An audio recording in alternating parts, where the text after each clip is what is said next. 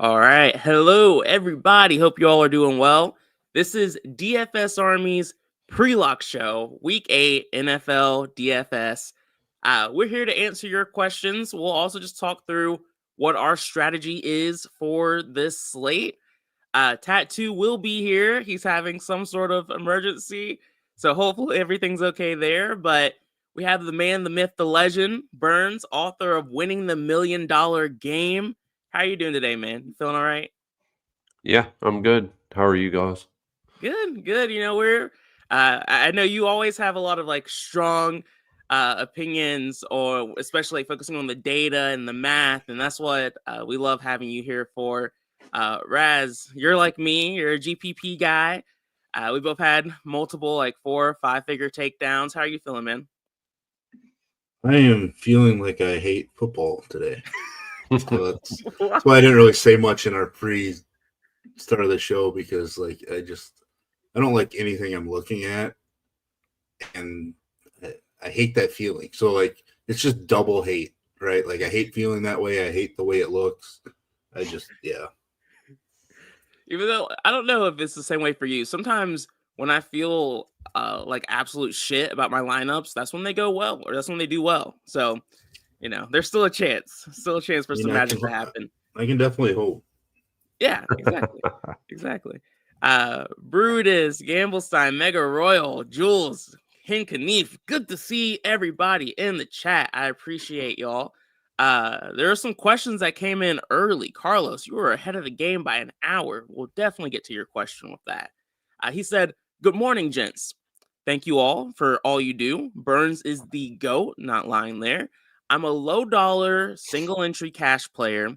Who is your quarterback / running backs for single entry / cash?" I'll also just let that kind of shape the conversation, kick us off with just like the quarterback position. Who are you looking at, especially when it comes to single entries? I think that's where a lot of people are struggling this week. Burns, have you given this much thought yet? Yeah, so it's single entry at the lower dollar range. You're probably going to be playing somewhere around 1,000 plus entrants. Is my assumption.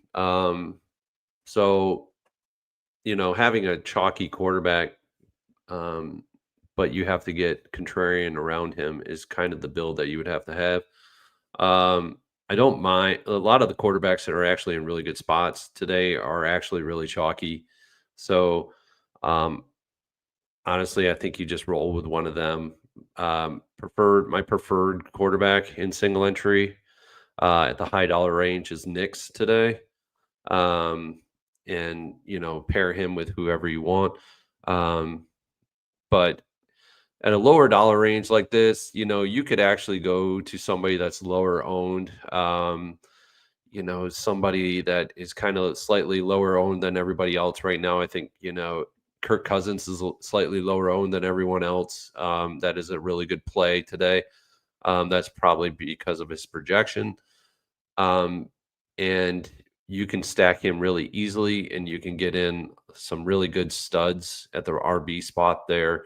And you can actually have a nice looking lineup as well. So I don't mind that play there. And then what is it? RBs. I think today with RBs at the high dollar range, it's a toss up between the three guys at 8,800 and above. It's Bijan, or it's CMC, or it's JT. And honestly, I think Bijan is the guy that everybody's really like hammering into their lineups today because Algier is out, and I don't mind you starting with that in a low dollar single entry contest either. Yeah, hard to argue with that. Raz, what are your thoughts here? Pretty similar. I am back 2 weeks in a row to be all aboard and nearly all in on Bo Nix. Yeah. Feels gross just because, he only got there because of whatever superhero fourth quarter he turned in. Because he basically was a complete dud prior to that. Yep. But I'm just gonna. It's a better spot than last week, and I was all in then. So why am I gonna run away from it? I don't mind Hurts, which is rare because I rarely play Jalen Hurts, but here I am talking about playing Jalen Hurts.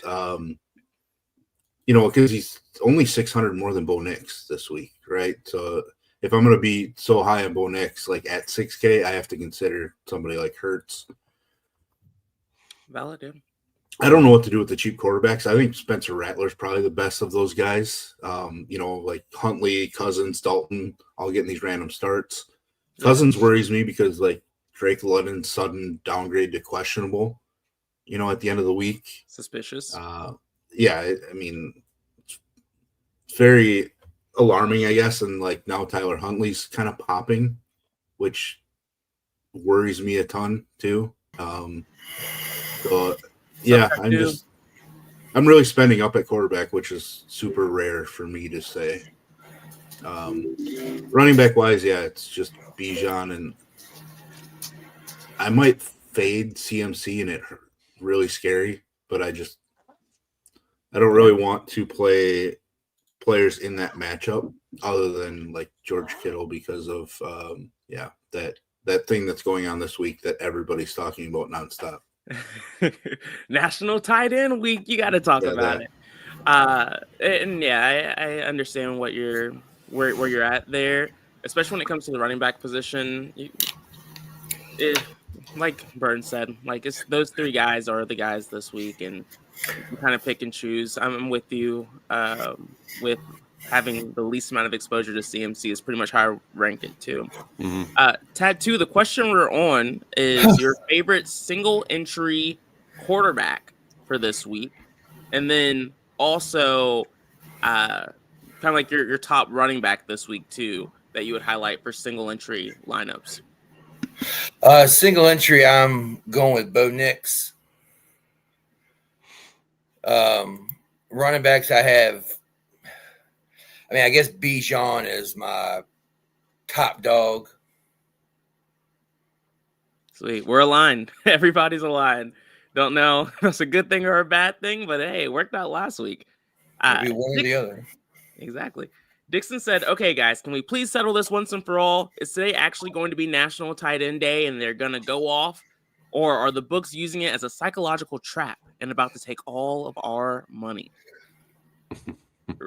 Raz, only because I know it pisses you off the most. What are your thoughts on this? I mean, it's not that it pisses me off. It's just that, like, it's been mentioned 745,000 times already this morning on shows and in other communities.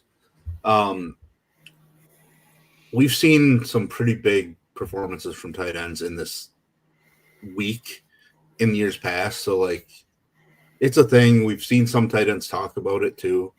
Trey McBride talked about it all week and the fact that he has a bye week and how annoyed he was for it. I love that. He's probably joking around about it, but still, like, the tight ends are aware of it. Like, they talked about it in years past. They put up performances. So, like, it's a thing. So it's not really a books thing. But it also makes me think that people are just overplaying random name tight ends just because they think every tight end scoring a touchdown. Mm-hmm. Yeah, I think that's probably a good thing to highlight too. Josh Poe said, Burns, what is the best range for projected ownership cap today? And do you mess with the randomization? And how many uniques do you put in? Burns, what are your thoughts? Okay. I don't do randomization in my runs. So my randomization set at 0. My projected ownership cap today will be at 130. I kind of highlighted this in my channel. Why? So just go to my channel if you want the reasoning why I'm going to 130% today. But yeah, that's how I run it.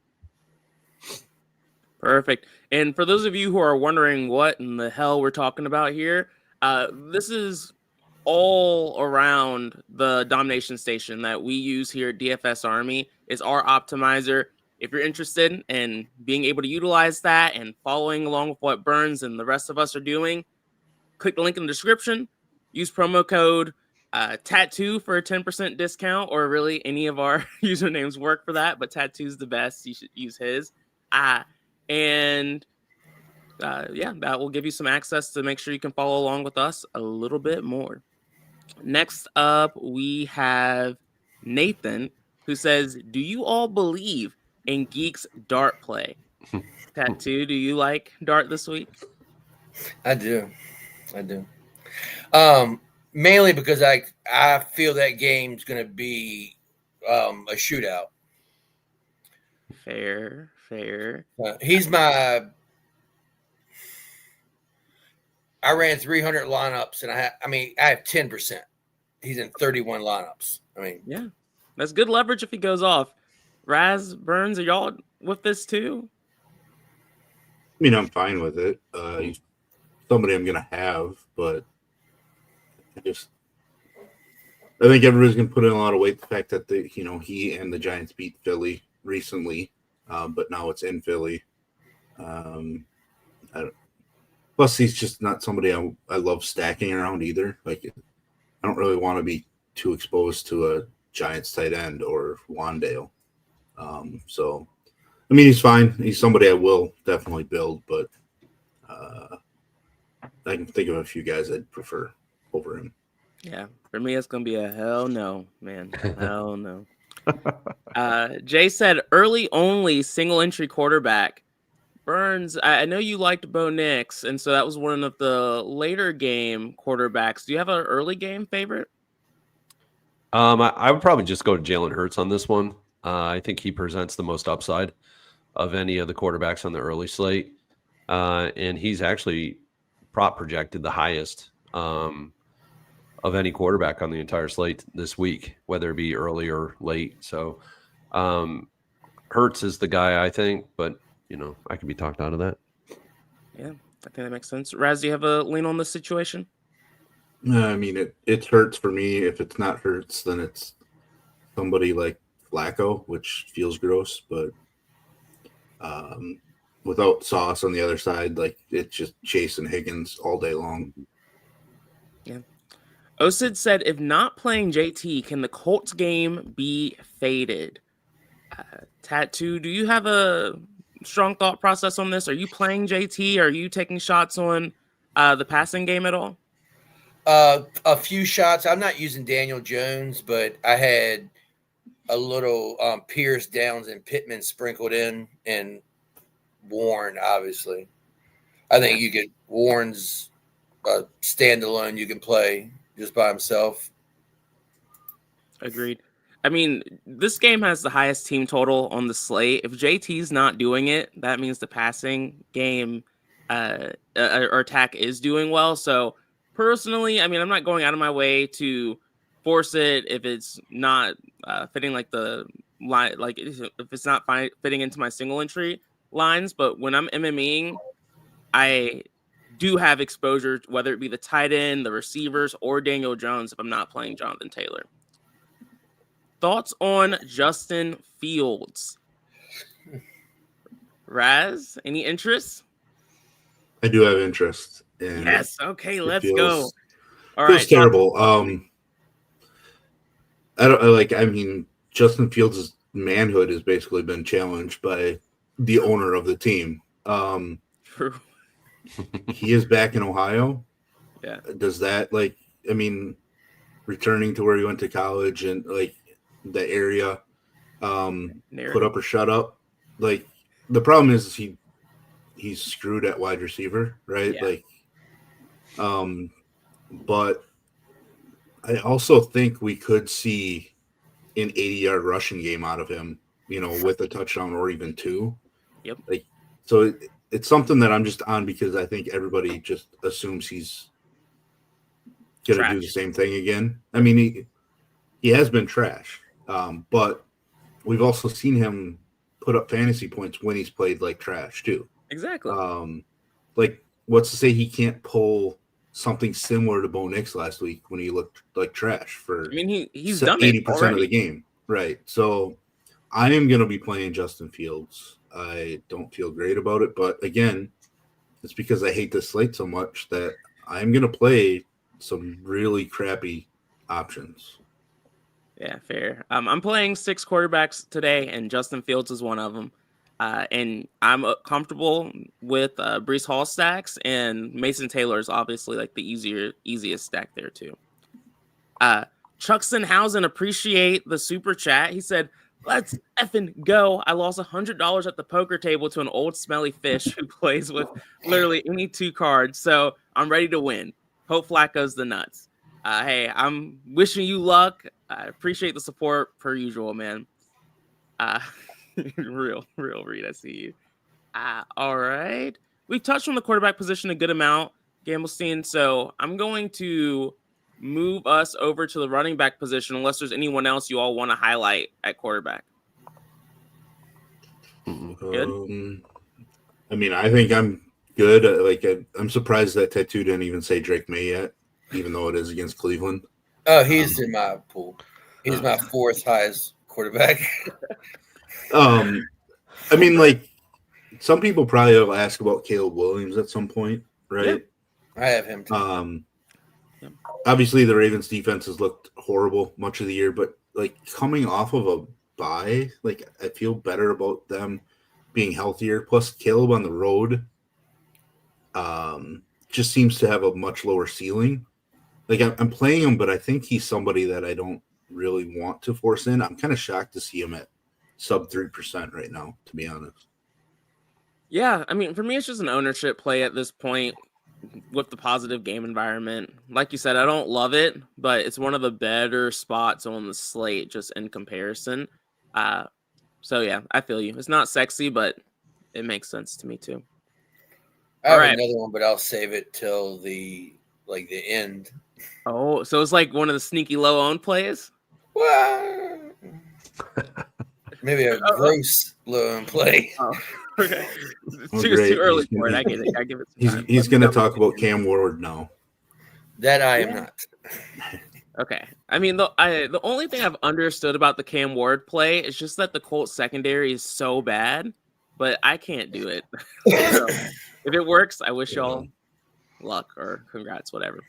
All right. Next up, we have the running back position. Raz, can you talk to me a little bit about how you're viewing this situation? I am viewing it as a really small pool of running backs. And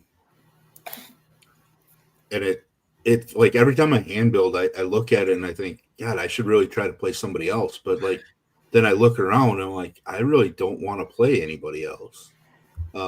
You're spending up on, one of the 3 guys probably.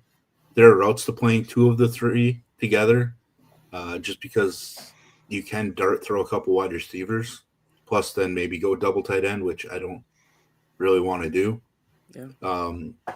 I think Saquon is somebody that I'm giving like one more chance to, but in that same boat, it's Derrick Henry that I'm giving one more chance to. Now, I wish Lamar would have been playing for the Derrick Henry play. I feel much better about it. But it does, I guess I should backpedal a little bit. It basically feels like it's 3 studs at the top and then a handful of guys that I'm like giving one more chance to, in the 2 I mentioned, plus Chase Brown, plus Brees Hall. Like it just feels like I'm playing those guys because their environments are good. At least with Chase Brown, like he's kind of trended up recently, so maybe things are a little better for him. Yep. So yeah, it's I don't know, like Javonte. I like the revenge narrative because he talked about it this week, but it's still not great overall. And then running backs against Carolina don't really stand out to me with James Cook. Yeah, there's just so many question marks that I don't really want to play anybody outside of the top 3, but I have to because salary's a thing. Yeah, that's pretty much exactly what Burns touched on towards the start of this too. Burns, anything else you want to add? I know you touched on this position earlier. Yeah, so the top 3 guys, I mean, those are the top 3 guys for reason. I mean, anytime touchdown score for Jonathan Taylor's, the last I looked, which was about an hour and a half ago, is 400, minus 400. I mean, that just signifies he's going to get a touchdown. But Bijan is in a really good spot simply because he's the only guy there. Algier is out. So those are the two top guys on the slate from that perspective. And then Christian McCaffrey has nobody behind him either. The only thing about Christian McCaffrey is that his matchup is much harder from a metric standpoint. I mean, Houston's a very good defense just in general, and they do well against the run. It's where they get into trouble is against the pass, and Christian McCaffrey is really good there as a pass catching running back, and this is why you need him in your player pool. Barkley, you know, I've had issues with Barkley. I've rostered him, and he's failed so many times this year. I mean, every time we put him on our cheat sheets, or every time we put him, speak him into the ether, he fails, and he's failing at a rate that everybody's not used to, because he had such a great year last year. He was basically Jonathan Taylor, but last year. Yeah. And so he's failing because he's not meeting that level of production that we saw at a fantasy level last year, but he's actually doing decently for a running back as an actual running back in the NFL. But other guys down here, I think guys that are kind of going underowned, you know, in this below the high tier, you know, guys like James Cook for their abilities is slightly underowned at 18%. I was expecting him to be more like 22 to 23%, to be honest with you. I think DeAndre Swift is going extremely underowned in this matchup. Baltimore presents nothing in this matchup. They're actually one of the worst defenses against the run in the NFL. So on both sides of the football, present nothing in this matchup for stopping the run. And then further down, you know, J.K. Dobbins is, you know, he's just not been able to get it significantly done on a week in and week out basis, but he's under 6K, and the production that he's putting out there is actually about what it should be for the level of a running back that he is in the NFL, which is, you know, mid-teens. But if he was to get a touchdown, then that pushes him into the 21 range. And that's actually probably going to put him into a top 20 milli maker lineup. And then other guys like Kamara. I mean, Kamara is actually in a decent spot today from a metric standpoint. Home underdog running backs have actually been a thing this year, which is weird. I mean, it's just been a thing, more so than away underdog running backs. So Alvin Kamara is a thing. He could actually do fairly well because he's actually got his backup out of the game. There is another backup, but he's just a guy that's really hasn't had much play, much snap counts. But there's that. And then Chase Brown. I mean, Chase Brown is, you know, one of the lowest viable running backs that you can actually use today. So yeah, it's an interesting dichotomy across the entire salary spectrum for our RBs this week. Each one presents a very interesting dynamic. So, you know, honestly, I think if you went with the ones that are on Josiah and my sheets, you're probably going to be fine. So, yeah, agreed. I feel like that was the perfect overview. I agreed with a lot of what you were saying there. Tattoo, is there anything that you want to highlight, or are there any players that you're just really emphasizing on at the running back position this week? I mean, obviously, again, Bijan. I have field weight with White, over with Cook, a little over with McCaffrey. I love Jonathan Taylor. It's just that price. Pricey, yeah. I mean, what he's got to do to pay off. So I'm slightly under the field at 20%, but yeah, that's not bad. I got some Scatterboo in there and some Woody Marks, and I also like J.K. Dobbins versus Dallas. Yeah, I like that. You're taking some shots, some risky ones, but at low ownership, I can always get on board with that. Bobby, good to see you. Said favorite low dollar receiver.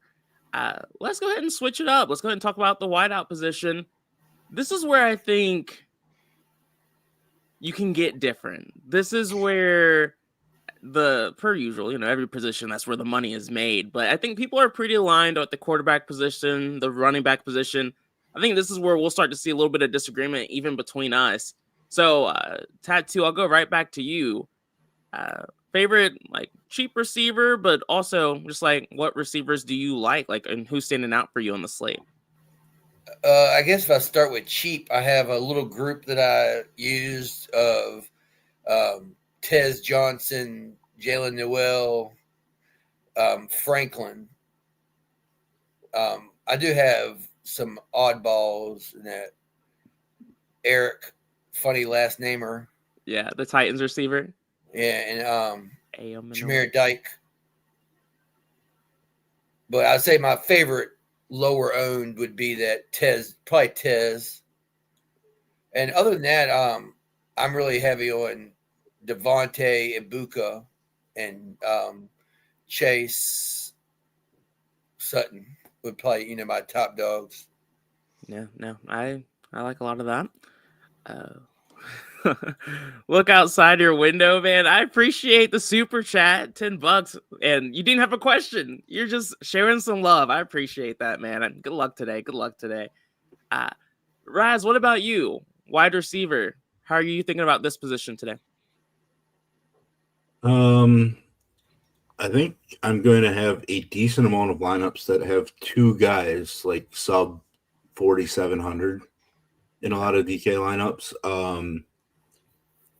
Our current projected ownership on Jalen Noel, I would bet the farm on the over based on everything I've seen all week long from the industry in general, which is fine. But then it brings in, I think Jaden Higgins is a pivot off of him on the same team at the same price point. I like Kamara DK quite a bit. Obviously, he had to score a long touchdown, but that coaching staff has been talking about him for multiple weeks now. Tez Johnson's my favorite Tampa Bay wide receiver, even more than Ibuka. Wow. Just because he's just so much cheaper. Cameron Johnson, I saw there's a question in the chat about him too from Tampa Bay. I don't know if I want to chase that. He just had that big touchdown a couple weeks ago at 3,700. I would rather pay 3,900 for Marvin Mims. I like Mims more than Franklin. I know Franklin had double-digit targets last week, but super inefficient, and his one touchdown came out of pure luck. I think Mims just fits better for me, and he's cheaper. So, and since I like Nick so much, that I'm just going to end up super heavy on Mims.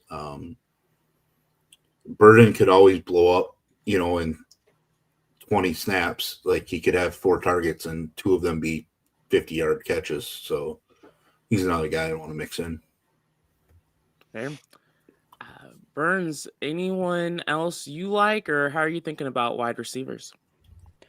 Yeah, I think every one of the wide receivers everybody has already listed are, and really, they're for their own respective play are going to be good today. A couple that haven't been mentioned, they're on the Indianapolis side. Alec Pierce is in a good spot today in this game. It's kind of interesting. This game is interesting from the perspective that both secondaries are basically destroyed.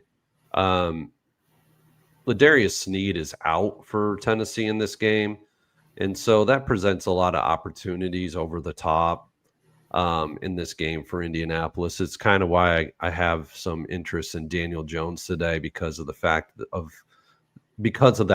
that the secondary for Tennessee is basically on life support. And Indianapolis is the same. They're not by any way, stretch, form healthy at any point right now. And so it presents a really interesting dichotomy in this game because everybody is like, yeah, it is the JT game. Well, it may not be because these secondaries are destroyed. I think JT has an excellent day. I think he has a great day. It's probably a multiple touchdown day for him, and I think he does really well. That aside, I also think that the passing game could actually have some run in this too. So I like Alec Pierce. I like Michael Pittman. And I like Josh Downs as well as Tyler Warren all mixed in. So that's kind of just how I'm playing with that game. But Alec Pierce does have some really good metrics that I put on my cheat sheet for him against man coverage as well as cover 3. And he presents himself very well today. Another guy that I don't know if it was mentioned. I was looking at something, so I may have missed it. Rashid Shaheed is also a guy in under 5K that is also in play today too as well. He projects well on the props projection. Somebody that in the props projection at the under 5K, probably the highest prop projection maybe of almost 12 points today. So yeah. And then Darnell Mooney is presenting himself well in the domination station, and it looks like we have. He's gonna present even better now because Drake London's out. Okay. All right, so Drake London's out. We gotta everybody just uncheck him if it hasn't been already taken place by Uppers Lad. Go ahead and uncheck him out of your player pool, and that's just gonna help Darnell Mooney and Kyle Pitts in this game. So yeah. Exactly. I was hoping Mooney would be a little sneaky this week, but obviously that will not be the case anymore. Not anymore. In a good spot. Ricky, new to the DFS fam, let's go. Is Caleb, Adunze, and Loveland the stack of the day? Welcome, man, first and foremost. But Raz, what are your thoughts on this being the stack of the day? I mean, I see the route. I mean, I don't think it's going to end up the stack of the day just because I don't really trust Caleb on the road.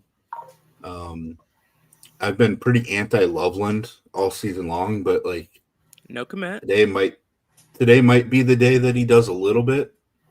And he's a super interesting pivot off of a pretty chalky Dalton Schultz on DraftKings. So I mean, like, it's fine. Like, that's probably the way that I would double stack Caleb, to be honest. Like, I don't think I want Adunze with DJ Moore or Burden. So, like, I feel like that'd be the way to do it. But more news just came across, and this is going to affect a major player's ownership. Tyler Algier is active. Oh, okay. So I don't think you pivot away from Bijan in any stretch or form, but my global max will be lowered on him. Still a very strong play, just a little bit not the 80-90% of all the touches like we were hoping for if Algier missed. I mean, I think like Algier being in just kind of offsets the loss of London, like. Because we would have figured without London, like Bijan might see a couple more passes, couple more running attempts on 3rd and 5 instead of, passes to London. Yeah. So like I feel like when you put those two things in there, I don't think it should move Bijan one way or the other, really. Because now I also think Bijan can be a little bit more explosive. Getting a couple extra, like I've been on this theory for a few years now, going back to Tony Pollard in Dallas splitting with Zeke.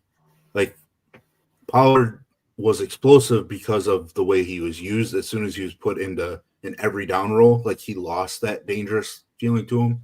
So like I think Algier in kind of helps Bijan a little bit. Takes away touchdown upside, like the touchdown equity, which probably hurts his ceiling some. Mm-hmm. But overall, I think it's business as usual, right? Like, because Algier's been there the entire time, and Bijan's still like, the most explosive running back. Yeah, I'll probably keep my global max on him right where it's set at. I was at 50% before the show, and I'll keep it there. I want exposure to the other two guys as well, so that's why I'm not 80-90% with him. Yeah. All right. Per Plus said Mason Taylor hasn't hit the end zone and has been pretty good regardless. Against Cincy, who gets lit up by tight ends, do you want him or Schultz? Burns, you have a lean here? Schultz is projecting as probably the top tight end play on the entire slate. I think he is pushing 13 points as a 3.3K salaried tight end on DraftKings this week, but the ownership is also there. You're looking at a guy who probably in the Millie Maker, he's 21, 22% in our domination station. You're probably looking at 30+% ownership in the Millie Maker with Schultz. But there are viable switch outs for him. In the one of them is here, Mason Taylor. He's a viable switch out, $200 more. And Cincinnati is not a very good defense against the tight ends. They give up a lot of points to tight ends. Also, another pivot off of Schultz in the same game is Noah Fant on the other side of the football. He too is in a good spot because the Jets are not a very good defense against tight ends.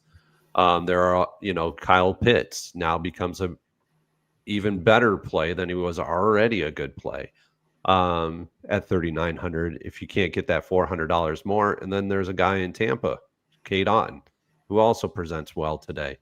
So do you have to have Schultz at 3,300?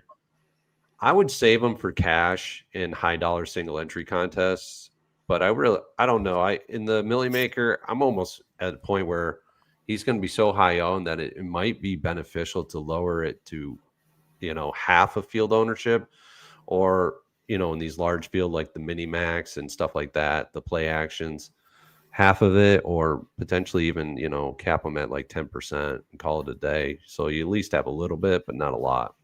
Yeah. I think that's a good strat.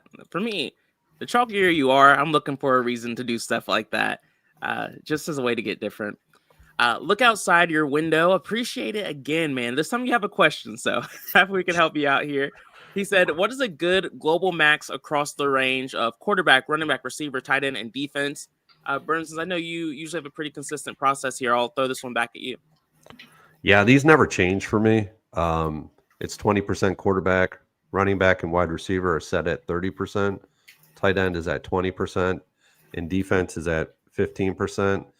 And I got to say, that avatar is quite revealing. It tells you a good bit.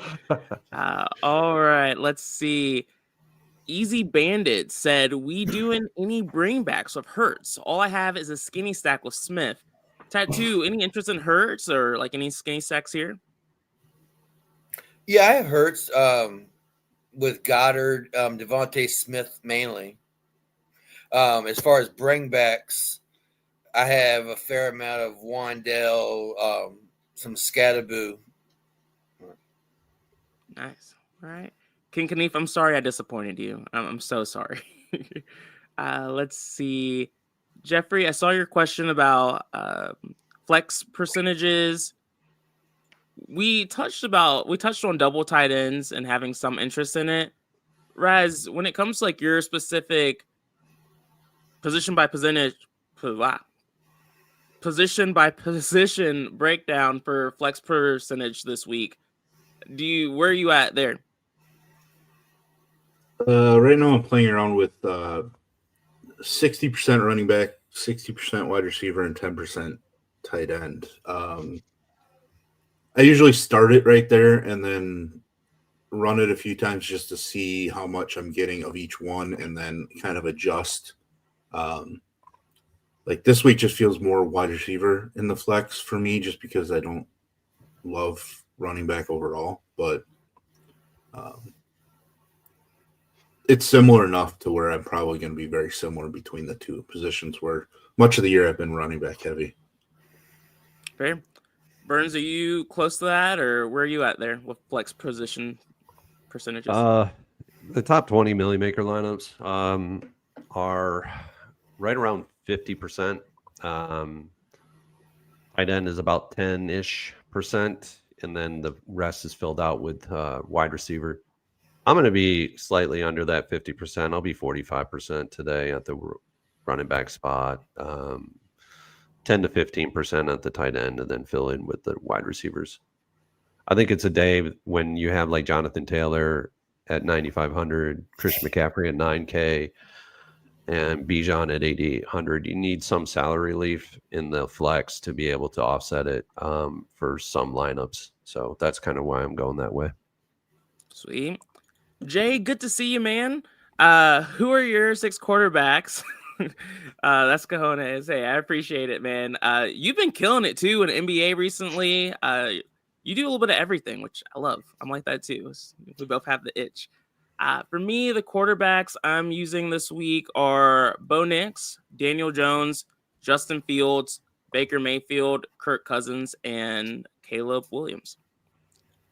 For better or worse, we'll see how it goes. Let's see.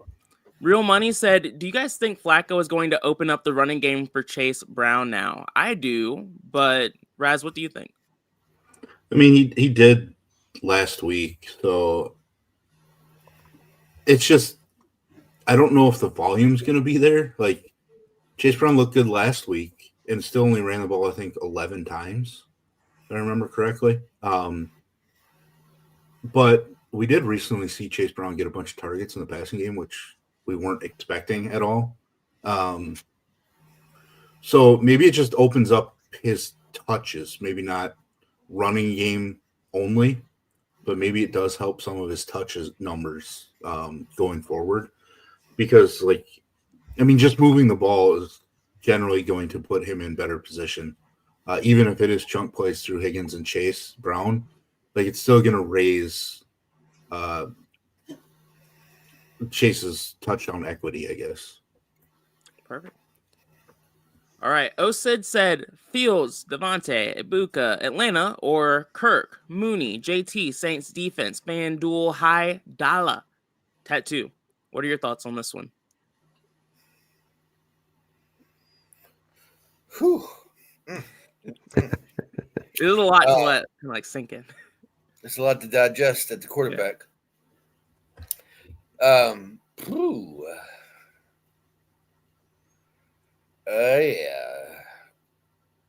disgusting as it feels, I think I'd go Fields, Devontae, Ibuka. Okay. What about you, Burns? Do you have a lean here, one way or the other? Yeah, I think I might go with the first grouping. Mm-hmm. Okay. Let's see. Next up, Josh said, are you liking the red rifle today? Man, I don't remember who it was on Tactics. I think there were a couple guys who were kind of talking about him that made me want to like him. I just can't do it, man. Andy's getting older. Last year, he just looked rough after that first start. If he goes out there and crushes it, my heart will be so full. But I really think it's a running back day for the Panthers. I don't think the QB is going to be too involved, unfortunately. Let's see. No love for Dallas Goedert. We haven't talked too much about the tight end position. I know, Burns, you kind of gave us a little bit of an overview on some of the guys you like, but is Goddard a part of your pool? Oh, yeah. Goddard's amazing spot today. He already crushed this spot 2 weeks ago.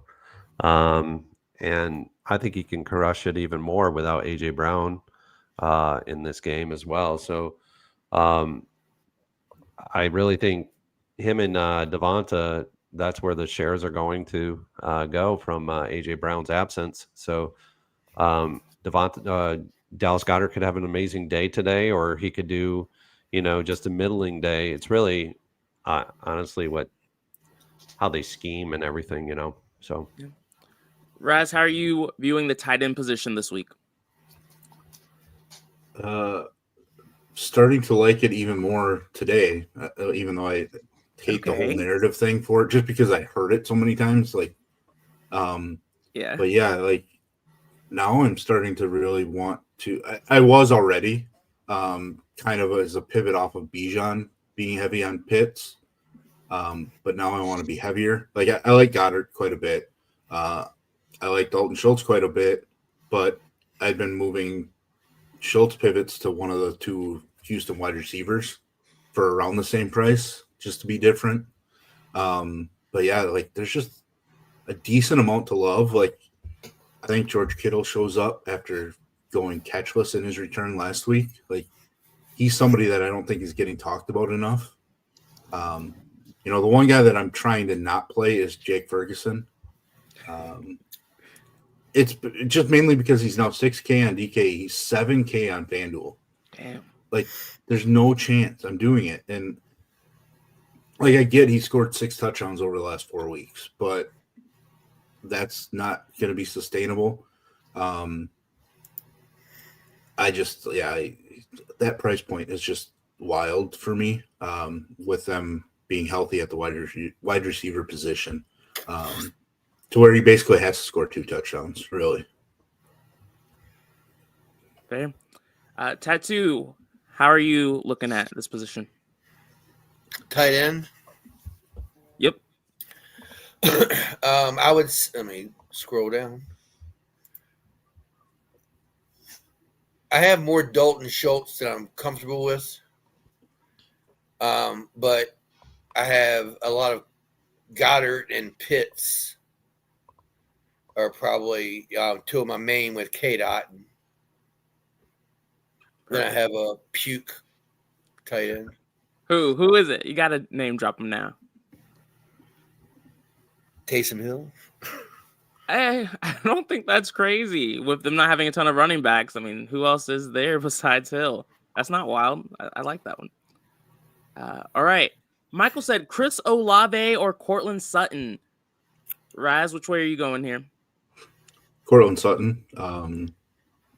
If it's a cash game, then it's Chris Olave, but like, I'm not chasing a 2-touchdown game from Olave.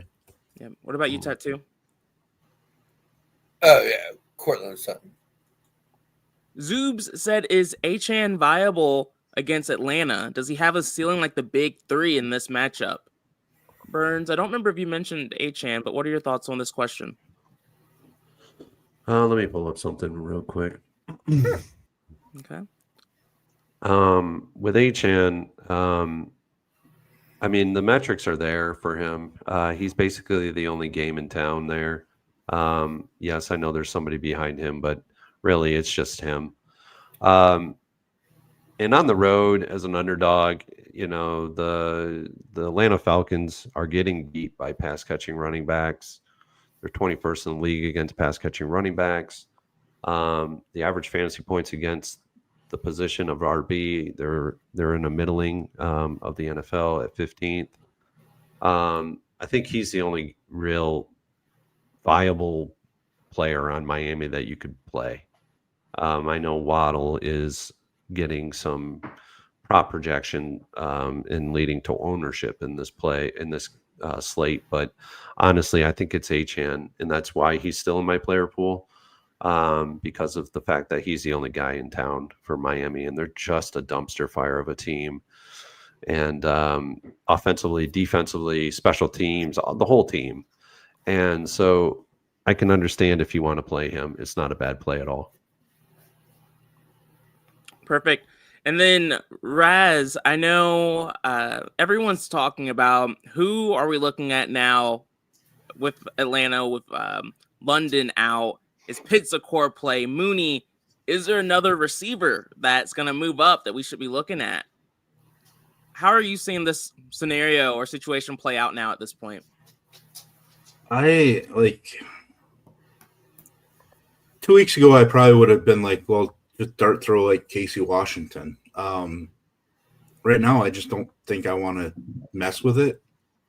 There are just enough other cheap wide receivers for me that I don't really want to try to play the game on, the main slate.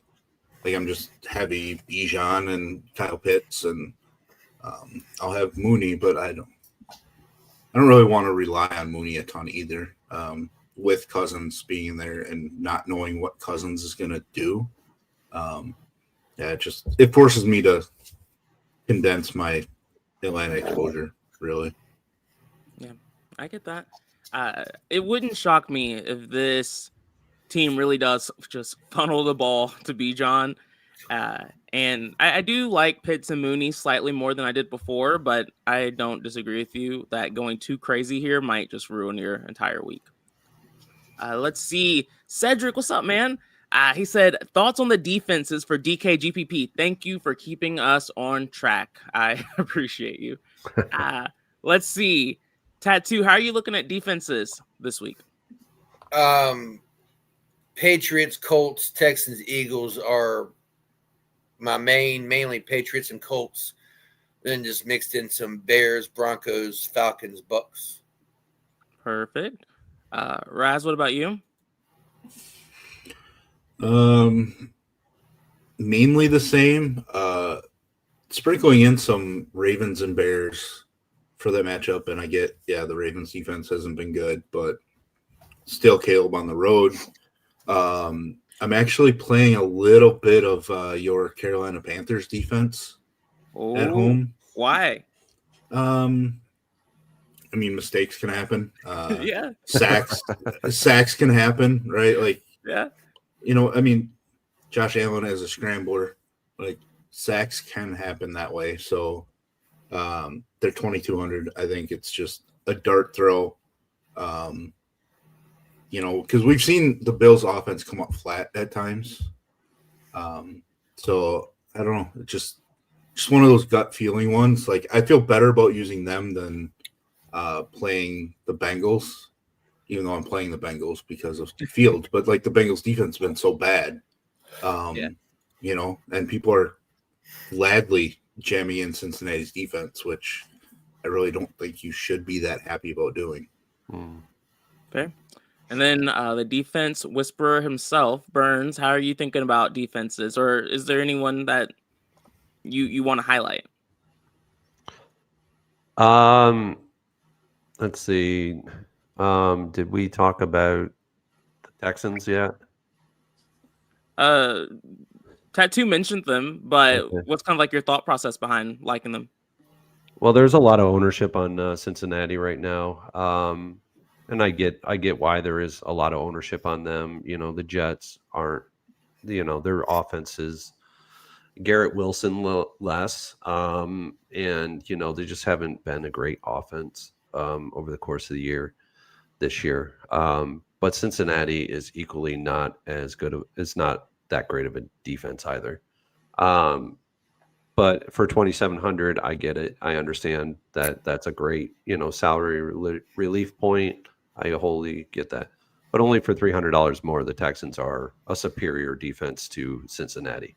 They are a real life defense that is top 5 in the NFL right now. They get after the quarterback. They get defensive fumble recoveries. They press the quarterbacks. They lead to interceptions. So for me, like I've been trying to get them into a lot of MME lineups. I couldn't quite get to them, or I went a little different with my my single entry. But they're one that I think is probably going to be really low owned and could actually be the winning defense this week at 3,000. Another defense that is in a really good spot. I think Tattoo said this is the Patriots. They're in a really good spot. Dylan Gabriel, he's fine as a rookie, but he's a rookie, and he can throw interceptions. He can get crushed in this game. Patriots at home are just a really good defense at home. So this is a good spot as well. The Bills are in a good spot on the road, but I don't like them as much as I like the home defenses. Colts are in probably the most magnificent spot you can be in, facing Cam Ward. But their secondary is banged up, and so it actually presents problems for them creating turnovers in the secondary. So I'd go a little bit lighter in my, go all in on that defense. I'd go a little bit lighter because of that. I'd have all the top favored defenses checked, and then forget about the rest. But the Eagles are another one that is in a good spot too. So perfect. And yeah, Jay's saying it would not shock me if Cam Ward looks good today. It just wouldn't, because they're so banged up back there. I know. I'm too scared. That's the truth of it. I'm just too scared to pull the trigger early. I just need to see it first. Well, if you're scared, maybe I just throw one into the millie and say screw it. Yeah, that's what I'm saying. And I think that's what Jay's doing. So like just one silly for the millie line is not crazy in a spot like that. What about some Jets defense if Flacco's out there throwing like 4 interceptions today? Right. That's such a possibility. Everyone's like, oh, Flacco's really good. And it was like, no, it was just a really bad Steelers defense. All right. Yeah, I mean, I'd rather play the Jets defense than the Bengals. Yeah. Just because, like, Cincinnati's going to throw it so much more that the opportunity for those mistakes to happen is greater for them. Mm-hmm. So, I mean, they've at least shown to be a better defense. Obviously, they're not great either, but they've at least shown better upside as a defense. So, just give me those opportunities for a cheaper price point, especially at a position where, like, the defense, like, I don't really feel great about much sub 3K. So, just start. I mean, obviously, I'm playing Carolina's defense. So, what does that tell you? Fair. All right, let's go to our favorite sneaky GPP plays for the slate. I don't know who's ready, but I'll go to Burns first so everyone else can plan a little bit. Burns, who are you looking at for your like sneaky low on plays on the slate? We're looking at anybody under 10%. Yeah, basically. Okay. I kind of mentioned it. Well, let me go. I'm going to go wide receiver first, and I'll basically make a under 10% lineup. So I talked about this guy on Tournament Tactics, and I think I got so many eye rolls on this that I don't know. And the other guy in this lineup is actually going to be shadowed by the best corner in the game.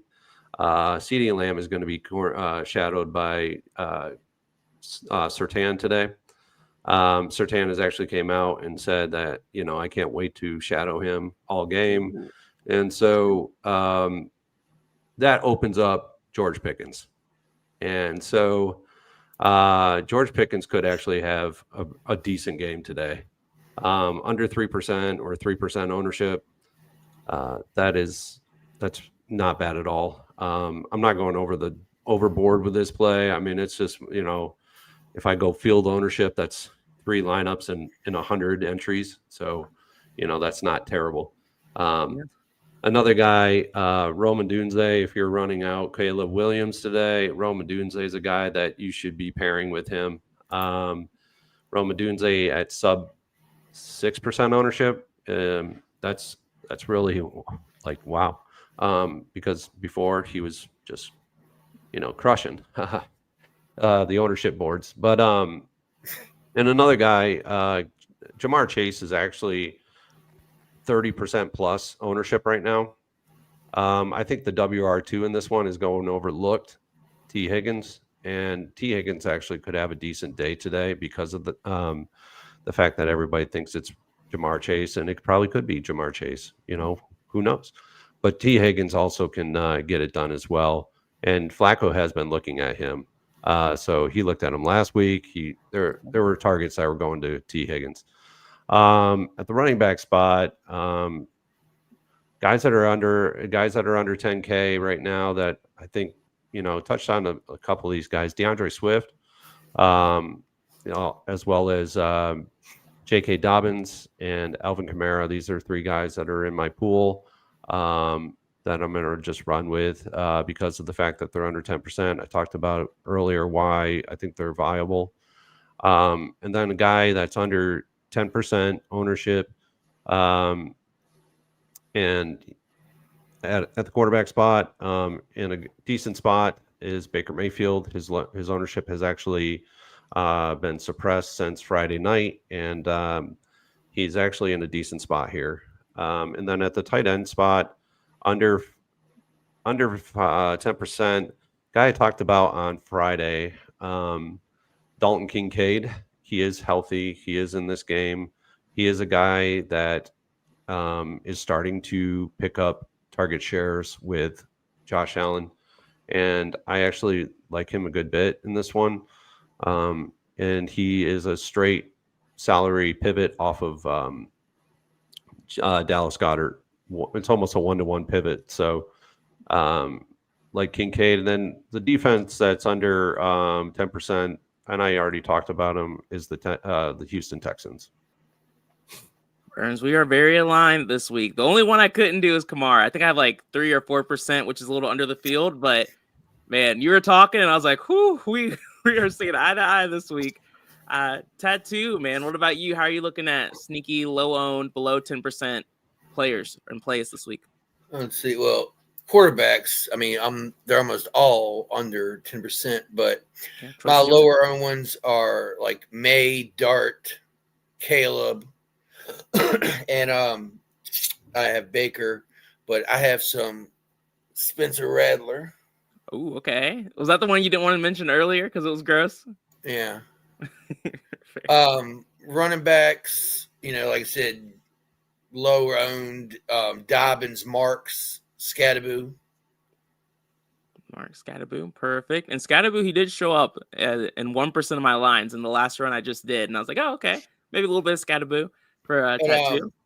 I got Dyke and Butte, Alex Pierce, Yeah, all right. Blah, blah. Tight ends. Obviously, I mentioned Taysom Hill, but I like Kincaid, Evan Ingram, and Noah Fant. I have Noah Fant first touchdown.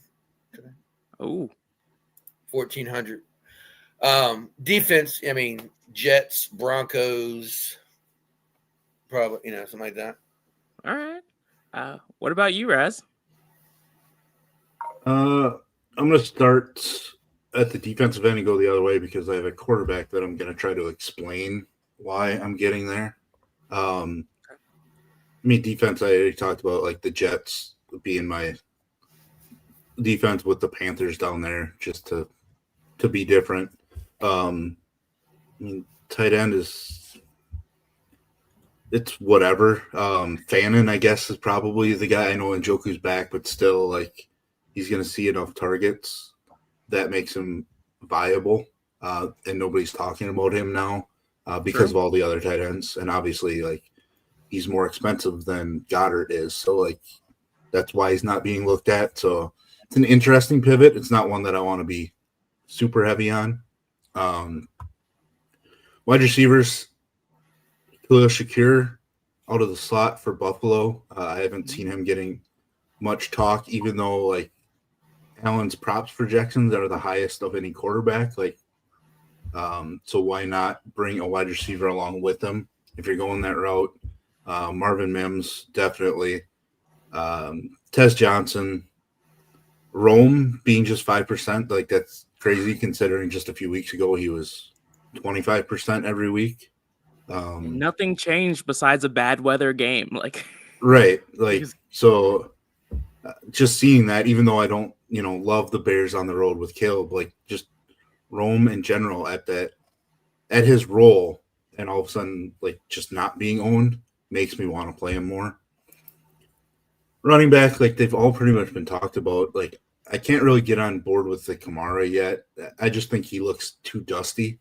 Like, his longest run over the last few weeks is 11 yards. But I am starting to think I'm going to play a little bit more Tyler Algier. Without London, like, would it shock me if Bijan touched the ball 20 to 25 times and then Algier touches it 15 times? Not at all. And we know that Algier has, like, goal line work and touchdown upside, equity or upside. So he's the one low-owned running back that I'm trying to force in. And now when it comes to the quarterback, like, there's a reason behind this, and it feels gross just on the surface. But, we've talked about how the running back position itself is really just 3 studs at the top and then some other guys. What if you want to play all 3 of those guys, or 2 of the 3 for sure? Like, you play CJ Stroud and you double stack him with Higgins and Noel, or add in Dalton Schultz. Like, it's a pure price point play because you get such a cheap stack out of it, right? Like, it's $12K. They're just over $12K to stack Schultz with two of those three guys. And now you can play Jonathan Taylor and Bijan or CMC, on the other side, bring it back with CMC and have Bijan. Sprinkle in a cheap defense, and now it's a viable option. It feels gross, absolutely gross to do it. But what it does for your overall lineup is why I'm considering it. Because if I'm going to play two of those three Houston guys in a lineup, I might as well just play Stroud with it and not have those guys murder Jalen Hurts lineup or something like that in case they fail. So Stroud, as gross as it is, and the fact that he just may never be his rookie self ever again, especially without Nico Collins.